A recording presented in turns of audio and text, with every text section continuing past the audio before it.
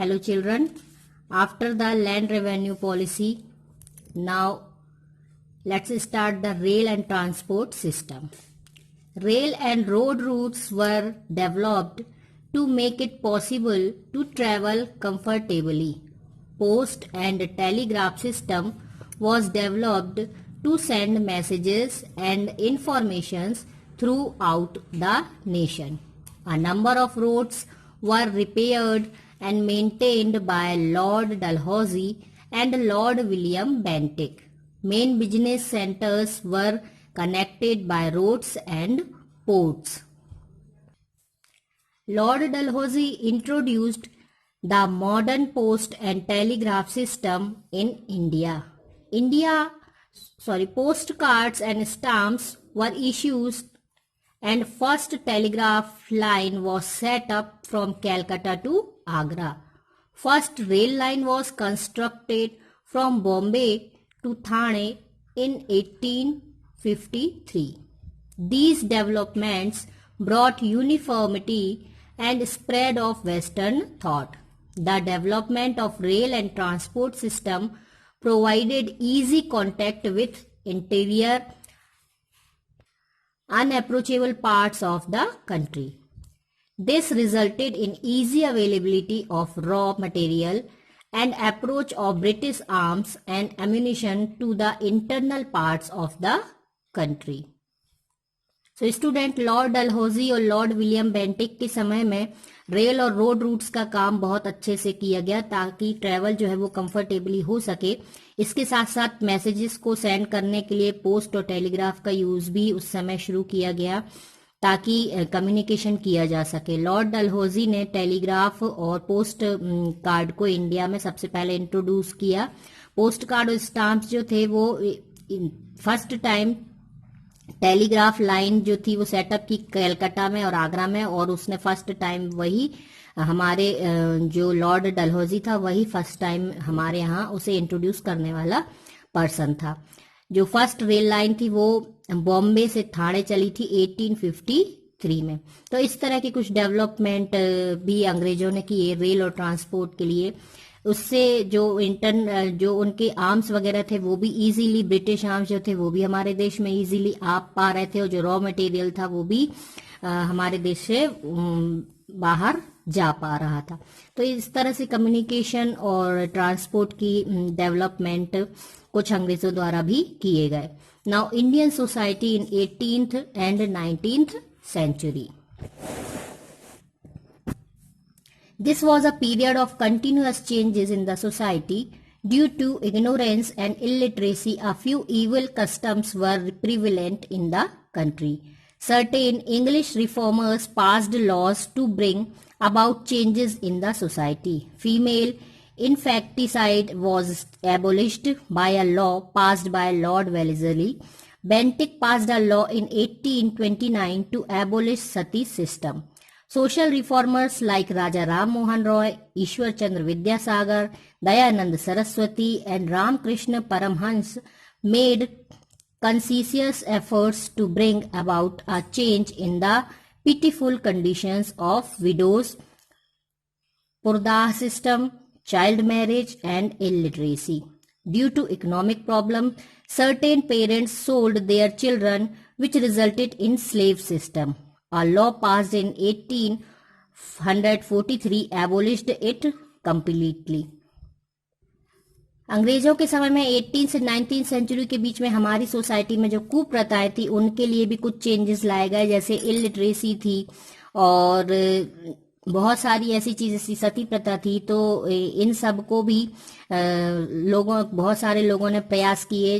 उनमें से मुख्य थे राजा राम मोहन रॉय, ईश्वर चंद्र विद्यासागर, दयानंद सरस्वती, रामकृष्ण परमहंस. इन सभी ने प्रयास किए और इनके प्रयासों से जो लॉर्ड वेलेस्ली थे उन्होंने लॉ पास किया जिसमें जो फीमेल की इनफेटिसाइड मीन्स कन्याओं की भ्रूण कन्याओं की हत्या करना, यह सारा सिस्टम लॉर्ड वेलेस्ली ने उसको पास किया कि अब ऐसा करना कानूनन अपराध होगा. बेंटिक ने 1829 में सती सिस्टम को समाप्त किया. इसके बाद 1843 में जो कुछ पेरेंट्स जो होते थे वो गरीबी के कारण अपने बच्चों को बेच देते थे, जिससे कि गुलाम वो जीवन भर के लिए बन जाते थे, जो बेचे गए बच्चे होते थे। तो 1843 में उसने कम्प्लीटली इस पर रोक लगा दी कि इस तरह का अब बच्चों को बेचने पर सजा होगी। इस तरह के कुछ जो हमारे समाज सुधारक थे उनके प्रयासों से ये कुछ अच्छे अच्छे रूल्स जो थे वो भी पास किए गए। इसके बाद है education system in India. Before the advent of modern education in India there were पाठशालास, marktups, and for higher education there were tolls, guru ashrams, and madrasas. In the primary stages, the students were educated about religious books in regional languages, later writing and mathematics. In higher education, grammar, language, and literature. Religious teaching, debate, laws, medicine, and astrology were taught. This type of education was prevalent during the early years of the British rule. The British started modern education at their own level. Some Indians also helped them in this effort. The Christian missionaries also made efforts in this direction, but they laid more stress on education based on Christianity. A madrasas was established at Calcutta in 1781. Arabic and Persian languages were taught here. In 1784, Sir William Jones founded the Asiatic Society of Bengal. Efforts were made to study Indian history and culture through this society. A Sanskrit college was founded in 1791 at Varanasi to study Hindu laws. The company also made efforts in the field of education later. In 1835, the government decided to impart European literature and scientific education to the Indians. Under this scheme, English became the medium of instructions in some schools started by the government. Gradually, education spread in India. Universities were established at Calcutta, Bombay, and Madras. As a result of the Western education, a new class, the educated middle class, came up. Many English educated Indians got jobs in the company. There arose a difference between the English educated Indian and the rest of the Indians.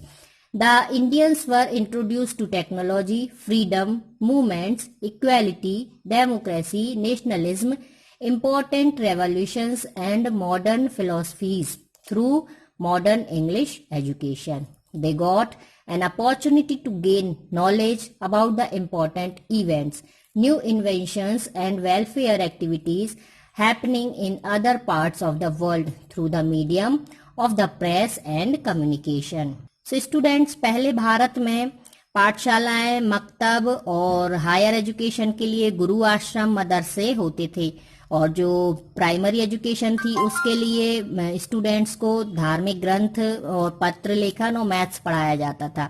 और higher education में ज़्यादातर grammar होता था, फिर language literature होता था, कोई भी लैंग्वेज लिटरेचर मतलब भाषा साहित्य, फिर धर्मशास्त्र, तर्कशास्त्र, विधि शास्त्र, चिकित्सा, ज्योतिष, ये सारी चीज़ें उनको पढ़ाई जाती थी। ईस्ट इंडिया कंपनी ने के शुरुआत के समय में इस प्रकार की शिक्षा थी। अंग्रेजों ने फिर जब वह यहाँ पर आ गए तब उन्होंने अपने स्तर से शुरुआत की। कुछ भारतीयों ने प्रयास किया और उन लोगों ने फिर कुछ हेल्प भी की। उन्होंने कुछ जो क्रिश्चियन मिशनरीज थी उनकी स्थापना की शिक्षा के क्षेत्र में, लेकिन उन्होंने क्या किया, फिर उन्होंने अपनी ईसाई मतलब जो क्रिश्चियन एजुकेशन होती है उस पर उन्होंने ज़्यादा फोकस किया। 1781 में कैलकाटा में मदरसा की एक स्थापना की गई और उसमें अरबी और फारसी की शिक्षा दी जाती थी।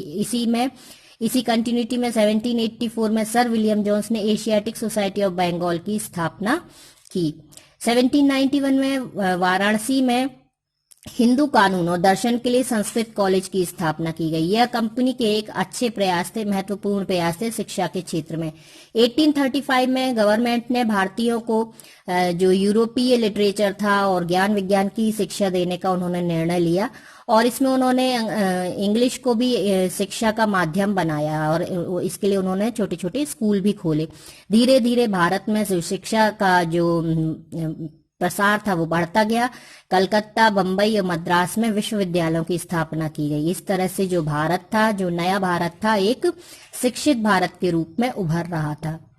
इस कारण कंपनी में जो नौकरियां थी वो अंग्रेजी शिक्षा प्राप्त जो भारतीय होते थे उनको नौकरियां मिलने के अवसर ज्यादा हो गए। फिर अंग्रेजी माध्यम से शिक्षा प्राप्त जो इंडियंस थे और बाकी जो इंडियंस थे उनके बीच में लेकिन गैप आता गया, डिस्टेंस होता गया, क्योंकि जो अंग्रेजी शिक्षा प्राप्त इंडियंस थे वो अपने आप को सुपीरियर समझने लगे। अंग्रेजी के संपर्क में आने से उनको बहुत सारी चीजों की जानकारी हुई, जैसे nationalism, important revolutions, equality, democracy, ये 4 चीजों के बारे में उनको पता चला कि ये सारी चीजें भी होती हैं और जीवन में कितनी जरूरी हैं। इसके साथ साथ बहुत सारे आविष्कार भी हुए, जन विकास की योजनाएं भी हुई, जिससे कि जो हमारे देश में बहुत ज्यादा परिवर्तन आ गया।